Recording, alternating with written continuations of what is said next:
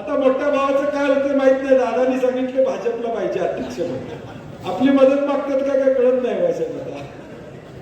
त्यामुळं काय परिस्थिती होणार आहे जिल्हा परिषद मध्ये उद्या ह्या सगळ्या पुढच्या 15-20 दिवसात माहित नाही. परंतु आमचं लक्ष बारकाईनं पलीकडे काय होतं याच्यावर निश्चितपणे या ठिकाणी असणार आहे. काय कुठं खेळ करता आला तर नक्की करूया. त्यामुळे निश्चितपणे काय जमतंय का कशा पद्धतीने करता येईल तो प्रयत्न आपण करू. परंतु ज्याचा उल्लेख मगाशी झाला की विरोधी पक्ष म्हणून आम्हाला मॅन्डेट मिळालेला आहे, ती भूमिका आम्ही निश्चितपणे उद्याच्या भविष्यकाळात निभावायचा प्रयत्न आमच्या उद्याच्या भविष्यकाळात निश्चितपणे या ठिकाणी असणार आहे. हे मला मुद्दामून सांगायचं आहे. कागल असू दे, पन्हाळा असू दे, आम्ही चांगल्या पद्धतीने उमेदवार दिले. लोकांच्या पर्यंत पोहोचण्याचं काम आपण प्रामुख्याने केलं. शेट्टी साहेब आता शक्तीपीठ विषय तुम्ही बोललाय, खरं आहे. आता तो करवीर मधनं असं जाणार आहे. म्हणजे आता करवीर मधनं आता ऑलरेडी शिरोलीच्या पुलामुळे अर्धा कोल्हापूर शहर या ठिकाणी बुडतंय. शिया बसल्या चिखलीपर्यंतची सगळी गावं, भोगावतीचा काठ सगळा हा सगळा पुरामध्ये बुडतोय. आर्या बसून सगळी गावं, बीड बसून सगळ्या गावांना त्याचा फटका बसतोय. आता हा रस्ता पुन्हा मधनं या ठिकाणी घ्यायचं चाललंय. मी आणि शेट्टी साहेब गेले 3 वर्ष झालं या रस्त्याचं सुरू झाल्यापासून आम्ही विरोधात त्या ठिकाणी भूमिका घेतोय. आम्ही विकासाच्या विरोधात या ठिकाणी नाही आहे. रत्नागिरी नागपूर हायवे झाला, आम्ही त्याला विरोध केला नाही.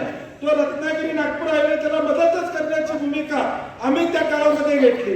त्यामुळे आमचा विकासाला विरोध नाही, आमचा चुकीच्या विकासाला विरोध आहे.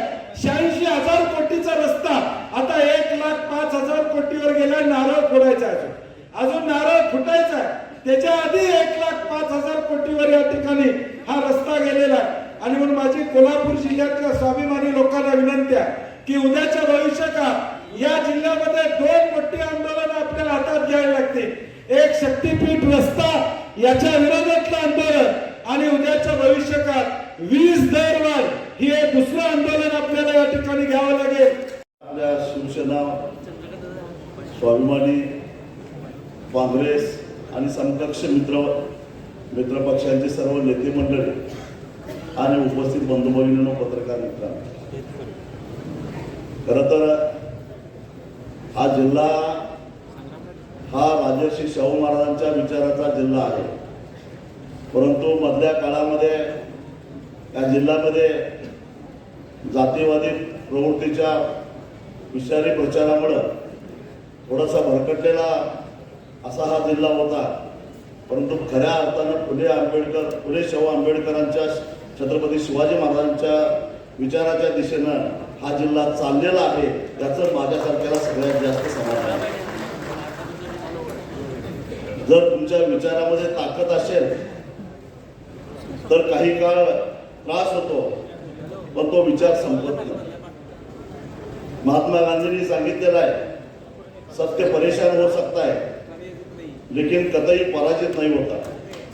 त्या पद्धतीनं म्हटला काही काळ खरोखरच 2024च्या विधानसभेच्या निवडणुकीमध्ये एक सुद्धा खऱ्या अर्थानं फुले शाहू आंबेडकर, छत्रपती शिवाजी महाराजांची विचारधारेने चालणारा आमदार आपल्या जिल्ह्यामध्ये आपण निवडून देऊ शकलो नाही.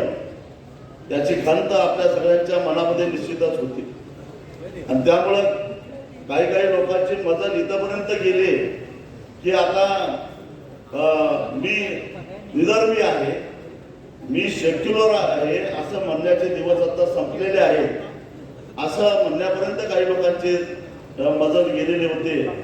परंतु तसं काही झालेलं नाही, कारण या जिल्ह्यावर राजर्षी शाहू महाराजांच्या विचाराचे संस्कार आहेत हे या निवडणुकीत आपण सगळ्यांनी दाखवून दिलेलं आहे. आता सुद्धा